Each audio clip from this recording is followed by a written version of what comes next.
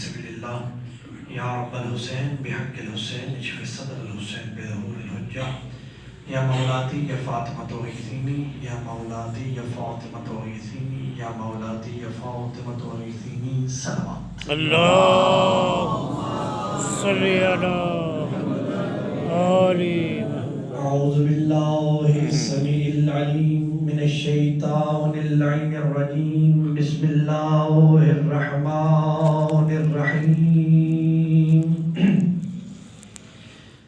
الحمد لله رب العالمين الصلاة والسلام على النبي الأمي القرشي المبتحي المكي المدني العربي السراج المضيب الكوكب الدري صاحب الوقار والسكينة المدفون بأرض المدينة الرسول المسدد والمصطفى الأمجد المحمود الأحمد محبوب إله رب العالمين أبي القاسم محمد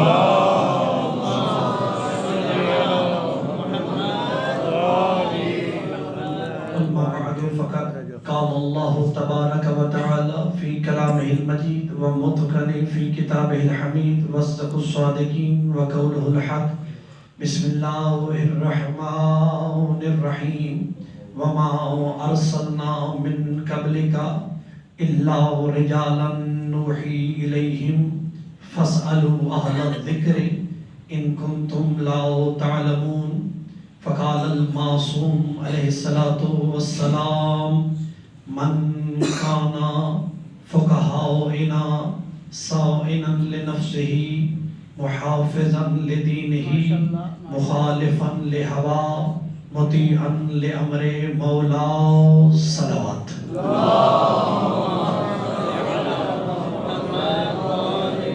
سب سے پہلے دعا ہے کہ خالق لم یزل ولا یزال آپ تمام مومنین کی بارگاہ معصومین میں حاضری قبول فرمائے آپ تمام مومنین کے مرحومین کے درجات کو بلند فرمائے قبلہ شوکت علی ازدی صاحب کا یہ فرش عذاب بچھایا خالق اکبر اپنی بارگاہ میں قبول فرمائے ان کے مرحومین کے درجات کو بلند فرمائے ان کے لیے آسانیاں پیدا فرمائے ان کے کاروبار میں برکت عطا فرمائے ان کی اولاد کے مقدر نیک فرمائے ان کی پریشانیوں کا مشکلات کا خاتمہ فرمائے کہ محمد و اہل بیت محمد ان کو صحت و تندرستی والی زندگی عطا فرمائے اس کے ساتھ ساتھ شہدائے شاہ نجف جن کے خون کی بدولت آج یہ چراغ روشن ہے ان کو شہدائے کربلا کے ساتھ معشور فرمائے راجہ صاحبان کی بڑی محنتیں ہیں خالق لم یزل ان کی محنتوں کو قبول فرمائے قبلہ شاہ صاحب بہن کے محمد و اہل بیت محمد انتہائی فکری اور انتہائی بااثر اور انتہائی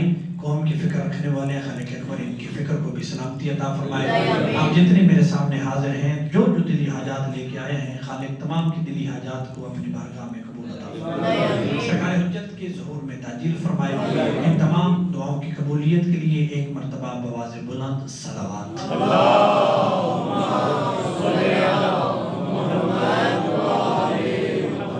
اجازت ہے گفتگو کا آغاز کیا جائے جیسا کہ شاہ صاحب نے آپ کو بتا دیا ہے کہ آج کا جو موضوع ہے وہ ہے تقلید یقیناً یہ مشکل موضوع ہے اور خشک موضوع بھی ہے لیکن انشاءاللہ میں اسے خشک ہونے نہیں دوں گا اگر آپ کی توجہ ہوئی یہ ایک تربیتی موضوع ہے اور آج کے یعنی کہ کرنٹ افیئر کے حوالے سے دیکھا جائے تو موجودہ حالات میں سب سے مرکزی مسئلہ تقلید ہے یہ تقلید ہے کیا یہ تقلید ہے کیوں یہ تقلید ضروری کیوں ہے یہ تقلید چلی کہاں سے یہ تقلید مولویوں نے خود بنائی ہے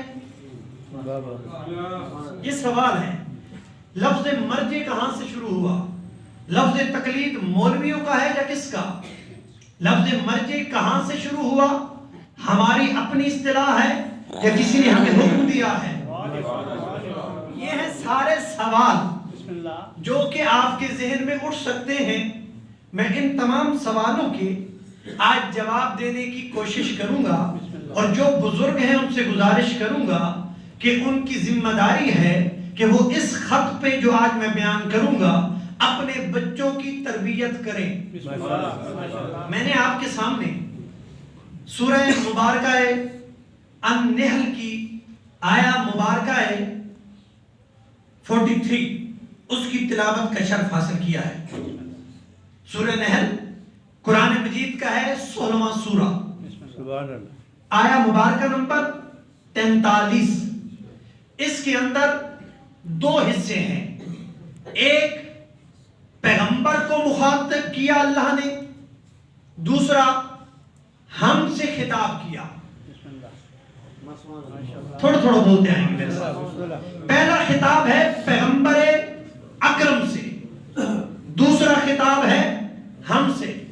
جو پیغمبر سے خطاب کیا تو ارشاد فرمایا وما ارسلنا من قبلک، اے حبیب تجھ سے پہلے جو ہم نے رسول بھیجے الا رجالا، وہ سب کے سب مرد تھے. وہ کیا تھے؟ سب کے سب مرد تھے. نوحی الیہم، ہم ان پہ وحی نازل کیا کرتے تھے. تو یہ آیت کا حصہ پیغمبر کے لیے ہے، اگلا حصہ میرے اور آپ کے لیے ہے. اور اللہ نے کہا سنو اے انسانو سنو، فاسألوا اہل الذکر ان کنتم لا تعلمون، سوال کرو اہل ذکر سے اگر تم جاہل ہو. توجہ، مقدمے پہ توجہ. اگر تم علم نہیں رکھتے، اگر تم واقفیت نہیں رکھتے، اگر تم جاہل ہو تو سوال کرو اہل ذکر سے. بس میں نے آیت کے اسی حصے پہ گفتگو کرنی ہے. سوال کرو اہل ذکر سے. تو اللہ نے اس آیت میں بھی میرے اور آپ کے ذمہ دو ذمہ داریاں لگائی ہیں. ایک ذمہ داری تو واضح ہے کہ سوال کرو کس سے؟ اہل ذکر سے اگر تم جاہل ہو. یہ ذمہ داری واضح ہے. پھر کہہ رہا ہوں سوال کرو کس سے؟ اہل ذکر سے اگر تم جاہل ہو. یہ ہے ہماری ذمہ داری کہ ہم نے پوچھنا ہے اہل ذکر سے، کیونکہ ہم ہیں جاہل. یہ ذمہ داری تو پوری ہو گئی کہ ہم اہل ذکر سے پوچھیں گے کیونکہ ہم جاہل ہیں. دوسری ذمہ داری کیا ہے کہ پہلے یہ تو طے کرو کہ اہل ذکر ہیں کون. پہلے تو یہ معلوم کرو اہل ذکر ہیں کون، کیونکہ جب تک اہل ذکر کا پتہ نہیں ہوگا پھر سوال کیسے کرو گے. جب اہل ذکر معلوم ہو گئے تو پھر ان سے سوال کر لو. تو آئیے اب ہم طے کرتے ہیں، تلاش کرتے ہیں کہ اہل ذکر ہیں کون. میری بات آپ تک پہنچ رہی ہے؟ اہل ذکر ہیں کون، تلاش کریں.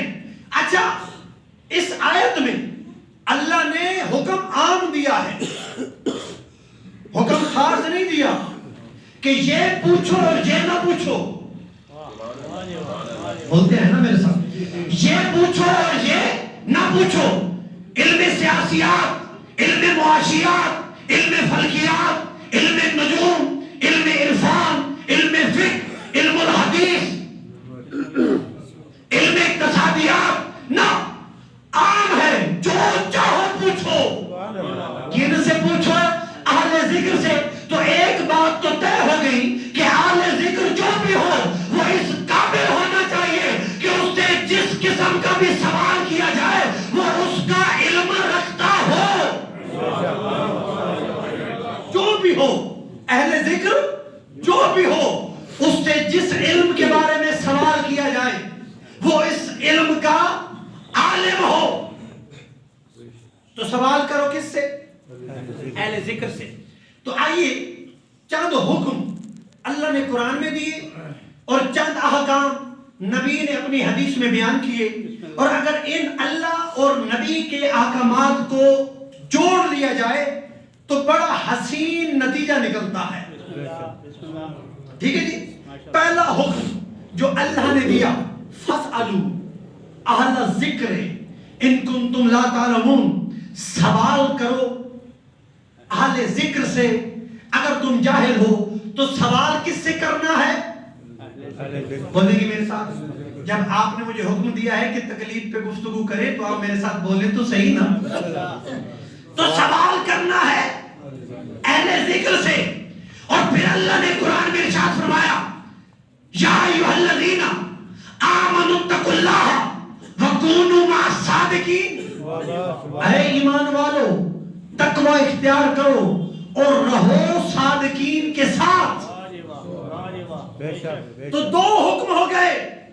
سوال کرنا ہے اہل ذکر سے, رہنا ہے صادقین کے ساتھ. بسم اللہ. اور پھر ارشاد رب العزت ہوا کہ توجہ رکھیے گا, رہنا ہے صادقین کے ساتھ, سوال کرنا ہے اہل ذکر سے. اور پھر نبی نے کہا انی تارکن فیکم الثقلین, کتاب اللہ ہے وعطرتی اہل بیتی ما ان تمسکتم لن تضلوا بعدی. کہ اے لوگو میں تمہارے درمیان دو گراں قدر چیزیں چھوڑے جا رہا ہوں, ایک اللہ کی کتاب, دوسرے اپنے اہل بیت. ان کے ساتھ جڑے رہنا, تمسک رکھنا, گمراہی سے بچ جاؤ گے. تو حکم کتنے ہو گئے؟ 3. سوال کرنا ہے اہل ذکر سے, رہنا ہے صادقین کے ساتھ, تمسک رکھنا ہے عطرت سے. تمسک کیا کرنا ہے؟ عطرت سے. اور پھر ارشاد رب العزت ہوا اطیعوا اللہ واطیعوا الرسول واولی الامر منکم. اطاعت کرنی ہے اولی الامر کی. توجہ. تو میں پھر دہرا رہا ہوں, سوال کرنا ہے اہل ذکر سے, رہنا ہے صادقین کے ساتھ, تمسک رکھنا ہے عطرت سے, محبت کرنی ہے اہل بیت سے, اور اطاعت کرنی ہے اولی الامر کی. تو یہ 5 حکم ہیں کہ سوال کرنا ہے اہل ذکر سے, رہنا ہے صادقین کے ساتھ, تمسک کرنا ہے عطرت سے. اور پھر اللہ نے کہا آیا مودت, جس میں اللہ نے کیا فرمایا قل لا اسألکم علیہ اجرا الا المودۃ فی القربى, کہ رسالت کا اجر یہ ہے کہ قربا سے محبت کرو. اب میں پھر دہراؤں گا, سوال کرنا ہے اہل ذکر سے, رہنا ہے صادقین کے ساتھ, محبت کرنی ہے قربا یعنی اہل بیت سے, تمسک رکھنا ہے عطرت کے ساتھ, اور اطاعت کرنی ہے اولی الامر کی. تو یہ 5 حکم ہیں. تو اس کا مطلب یہ ہوا کہ اگر یہ 5 الگ الگ ہو, کہ اہل ذکر کوئی ہو, صادقین کوئی ہو, عطرت کوئی ہو, اہل بیت کوئی ہو, اولی الامر کوئی ہو, تو آپ کبھی اہل ذکر کے پاس جائیں گے, کبھی صادقین کے پاس جائیں گے, کبھی عطرت کے پاس جائیں گے, کبھی اہل بیت کے پاس جائیں گے, کبھی اولی الامر کے پاس جائیں گے. تو آپ کی تو پوری زندگی چلنے پھرنے میں ہی گزر جائے گی. گزرے گی یا نہیں؟ میری بات آپ تک پہنچ رہی ہے؟ انشاءاللہ نتیجہ اس کا بڑا لطیف آئے گا. تو اگر یہ 5 الگ الگ ہو تو ممکن ہی نہیں کہ مومن اس پہ عمل کر سکے, اور جو ناممکن ہو اس کا اللہ حکم دیتا نہیں, اس کا رسول حکم دیتے نہیں. تو مثال کے طور پہ اگر اہل ذکر ہو مشرق میں, صادقین ہو مغرب میں, عطرت ہو شمال میں, اہل بیت ہو جنوب میں, اولی الامر کسی اور جگہ پہ ہو, تو آپ نے سوال کرنا ہے اہل ذکر سے, رہنا ہے صادقین کے ساتھ, محبت کرنی ہے اہل بیت سے, تمسک رکھنا ہے عطرت سے, اور اطاعت کرنی ہے اولی الامر کی. تو اگر یہ شمال جنوب مشرق مغرب میں ہو تو آپ کے لیے ان تک پہنچنا ناممکن ہے. تو آپ اس کا حل کیا ہے؟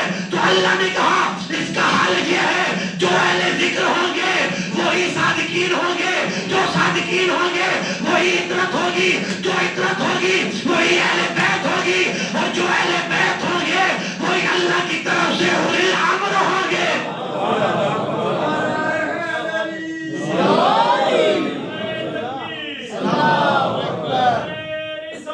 اللہ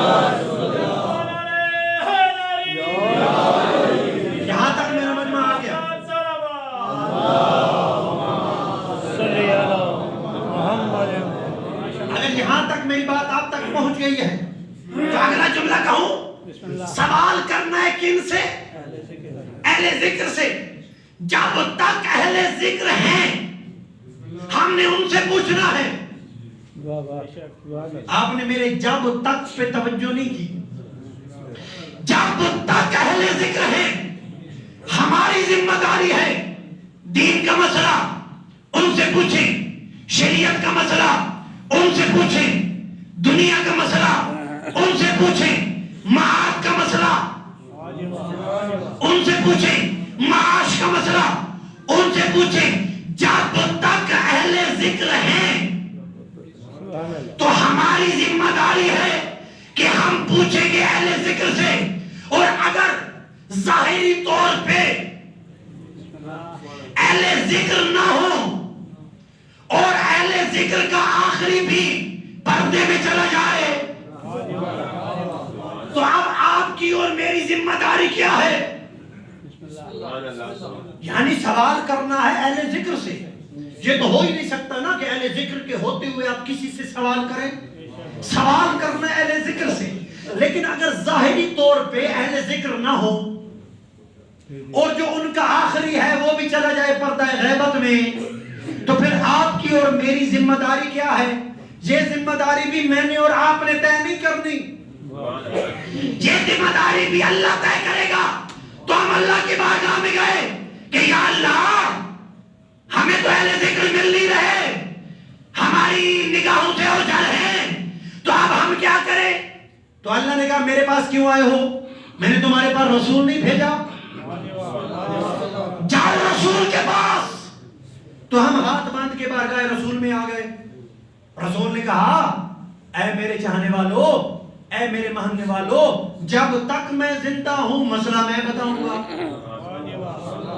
جب تک میں تمہارے درمیان ہوں ہر قسم کے مسائل کا جواب میں خود دوں گا. لیکن پھر وہی پیغمبر جب دنیا سے جانے لگے تو ہمیں کہہ کے گئے انی تارکن فیکم الثقلین کتاب اللہ و عترتی. میں دو چیزیں چھوڑے جا رہا ہوں، ایک اللہ کی کتاب اور دوسری اہل بیت. تو اس کا مطلب یہ ہوا ہاں اللہ نے ہمیں نبی کے پاس بھیجا، نبی نے ہمیں اہل بیت کی بارگاہ میں بھیج دیا. اللہ نے ہمیں بھیجا کہاں؟ نبی کے پاس. نبی نے ہمیں بھیجا اہل بیت کے پاس. اور اہل بیت نے پھر کہا نبی کا جملہ کہ ہمارے چاہنے والے شیعہ جب تک ہم ہیں مسئلہ ہم بتائیں گے. جب تک ہم ہیں مسئلہ ہم بتائیں گے. لیکن جب اہل بیت کا بارواں پردہ غیبت میں جانے لگا تو وہ یہ کہہ کے گیا امل حوادث الواقعہ. میں نے اپنے پاس سے جملہ نہیں کہا، امام کا جملہ ہے، جو بھی بولے گا امام کو داد دے گا. امل حوادث الواقعہ کیا ہے ہمارے شیعہ مستقبل میں تمہیں جو بھی مسائل پیش آئے فرجعوا الی روات حدیثنا، تو ہمارے راویان حدیث کی طرف رجوع کرنا. اب نتیجہ دوں، اللہ نے ہمیں بھیجا نبی کی بارگاہ میں، نبی نے ہمیں بھیجا اہل بیت کی بارگاہ میں، اور اہل بیت نے ہمیں بھیجا مجتہد کے پاس. تو اس کا مطلب یہ ہے مجتہد سے لے کے اللہ تک ہمارا سلسلہ براہ راست ہے.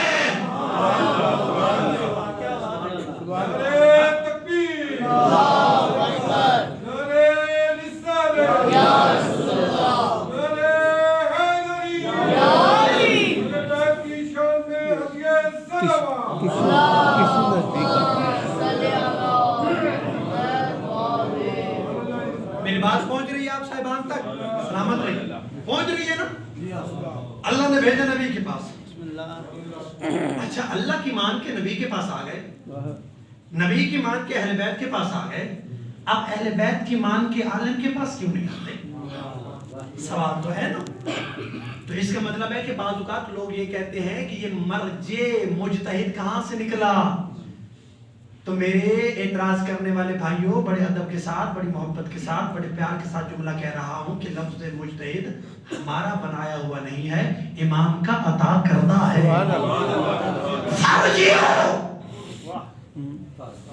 رجوع کرو۔ تو مرجع وہی ہوتا ہے نا جس کی طرف ہم رجوع کرتے ہیں۔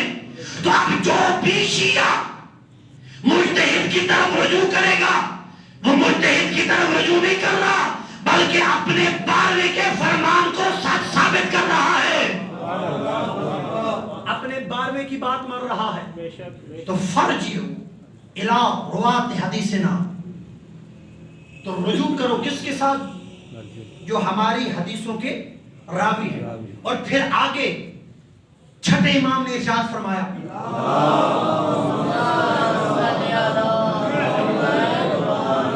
میرے جو جوان بیٹھے ہیں دوست، آپ توجہ فرمائیے گا، تفسیر ہے تفسیر حسن عسکری۔ تفسیر حسن عسکری کوئی عام تفسیر نہیں، تفسیر حسن عسکری میں چھٹے امام کا فرمان ہے، اما من کانا فقہائنا صائنا لنفسہ محافظا لدینہ مخالفا لہوا مطیعا لامر مولا۔ امام نے یہ نہیں کہا کہ ہر ایک کی تقلید کرو۔ اب میں نے آپ کو بتا دیا نا کہ لفظ مرجع کس نے بتایا؟ امام نے۔ اب لوگ کہتے ہیں کہ تقلید کہاں سے آئی؟ بھائی چھٹے امام سے آئی ہے۔ چھٹے امام نے کہا مطیعا لامر مولا فللعوام ان یقلدوا۔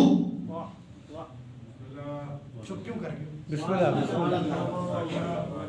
تقلید کا لفظ بھی اسی حدیث میں امام نے استعمال کیا ہے۔ تشریح کروں گا پھر آپ کو لطف آئے گا، اور انشاءاللہ جو ہدایت لینے کی نیت سے مجلس میں آتا ہے اسے ہدایت ملتی ہے، اور جو لطف لینے کی نیت سے آتا ہے وہ صرف لطف ہی لے کے جاتا ہے، اور جو اعتراض کرنے کی نیت سے آتا ہے وہ مجلس کے بعد بار علم کے پاس کھڑے ہو کے کہتا ہے مولوی صاحب ایک ہی تو پڑھ چھوڑے۔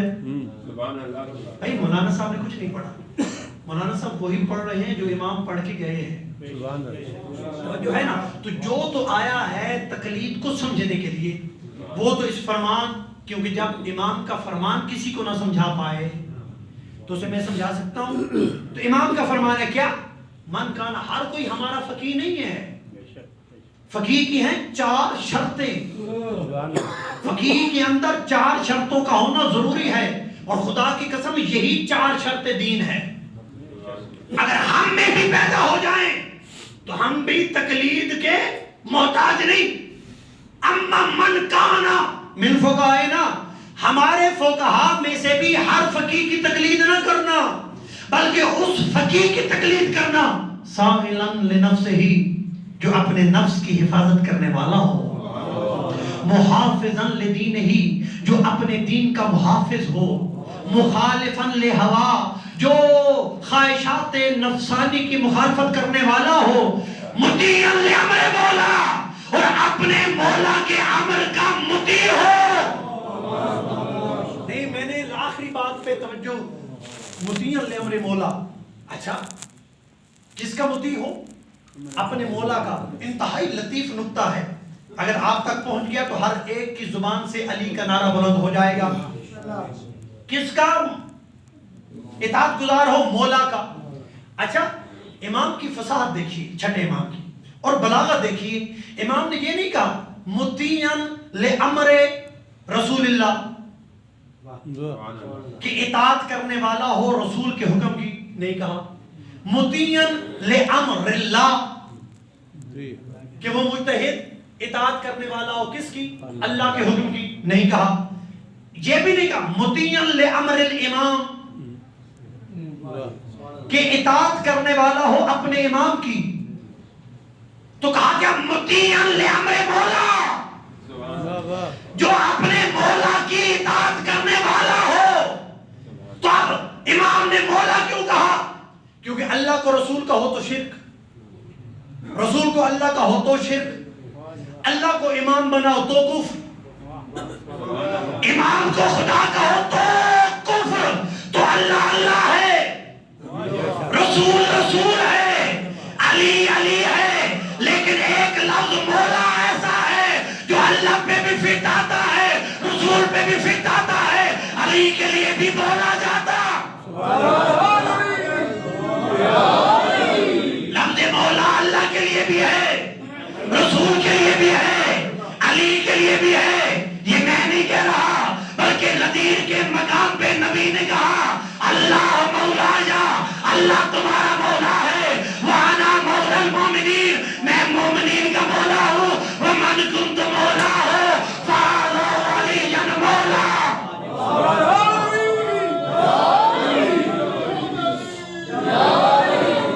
توجہ ہے. تو اب فقیر مولا کا مطیع ہے. فقیر کس کا مطیع ہے؟ مولا کا.